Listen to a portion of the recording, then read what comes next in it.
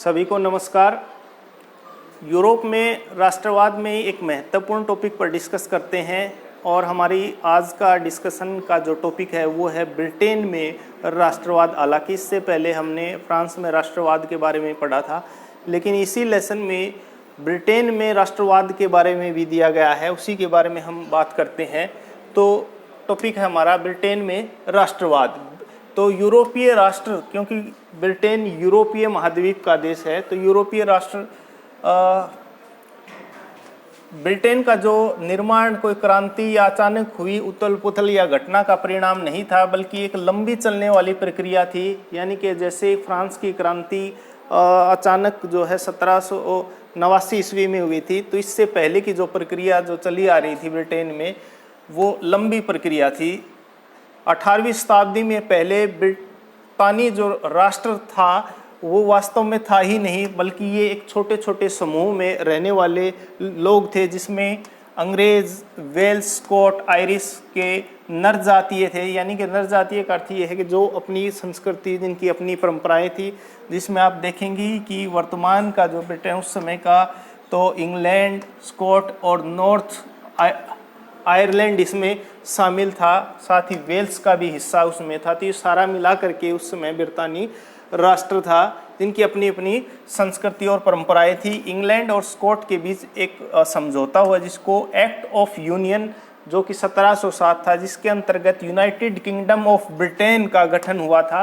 तो हम बात करते हैं कि भाई यूनाइटेड किंगडम ऑफ ब्रिटेन की जो स्थापना हुई वो हुई 1707 में, लेकिन धीरे धीरे योजनाबद्ध तरीके से इंग्लैंड के जो कैथोलिक धर्म के बहुसंख्यक लोग रहते थे और वो कैथोलिक धर्म को मानते थे, तो स्कॉटलैंड पर अपना प्रभुत्व उन्होंने धीरे धीरे जमा लिया। और कैथोलिक लोगों ने जब अपनी आज़ादी की अभिव्यक्ति को प्रकट करने का सोचा, तो उस समय उनको दबा दिया गया। इसी तरह आयरलैंड में भी हुआ, जो कि कैथोलिक धर्म को मानने वाले, प्रोटेस्ट धर्म को जो मानने वाले लोग थे, वहाँ उन्होंने इस विद्रोह को दबा दिया गया। यानी कि कैथोलिक धर्म के जो लोग प्रोटेस्ट धर्म को मानते थे, उनको दबा दिया गया। 1801 में आयरलैंड को बलपूर्वक यूनाइटेड किंगडम में मिला लिया गया। यानी कि हम बात करें कि बहुत बार एग्जाम में प्रश्न आता है कि यूनाइटेड किंगडम में आयरलैंड को कब मिला गया, तो 1801 ईस्वी में। और स्कॉटलैंड को मिला गया, स्कॉटलैंड को जो है इसके बाद ही ब्रिटेन के जो प्रतीक चिन्हों की शुरुआत हुई। जब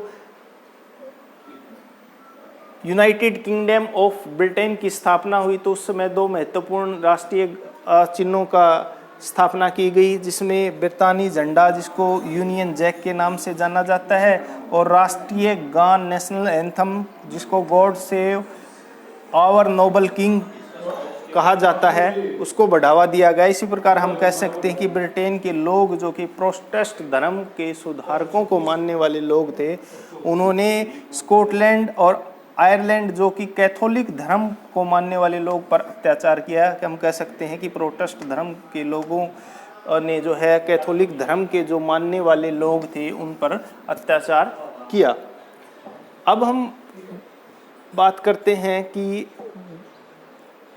ब्रिटेन का जो राष्ट्रवाद था, यूरोप के राष्ट्रवाद से किस प्रकार भिन्न या अलग था। तो सबसे पहले हम बात करते हैं कि ब्रिटेन में राष्ट्रवाद का निर्माण एक लंबी प्रक्रिया से हुआ, जिसका हम डिस्कस पहले किया था, बल्कि यूरोप में राष्ट्रवाद की प्रक्रिया इतनी लंबी नहीं थी।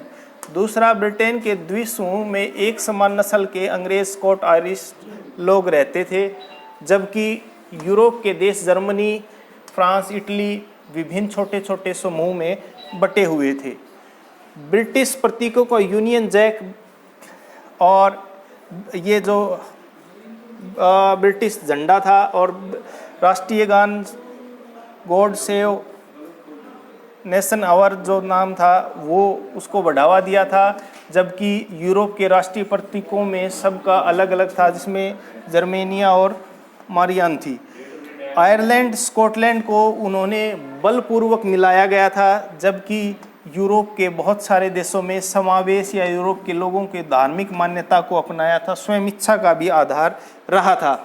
राष्ट्रवाद के लिए कभी कभी खूनी संघर्ष नहीं हुआ। खास बात ये था, ये सबसे अलग थी कि ब्रिटेन में कभी भी खूनी संघर्ष नहीं हुआ, जबकि यूरोप में आप जानते हैं कि बहुत सारे खूनी संघर्ष आंदोलन हुए। तो ये एक बेसिक डिफरेंस था ब्रिटेन के राष्ट्रवाद और यूरोप के राष्ट्रवाद में, जहां ब्रिटेन के राष्ट्रवाद एक लंबी प्रक्रिया थी और कभी भी जो है खूनी संघर्ष नहीं हुआ, जबकि यूरोप में राष्ट्रवाद था वो एक लंबी प्रक्रिया तो नहीं थी, साथ में विभिन्न जो राष्ट्र थे वो छोटे छोटे टुकड़ों में बटे हुए थे, उनको एक करने के लिए खूनी संघर्ष का सहारा लिया गया। Thank you.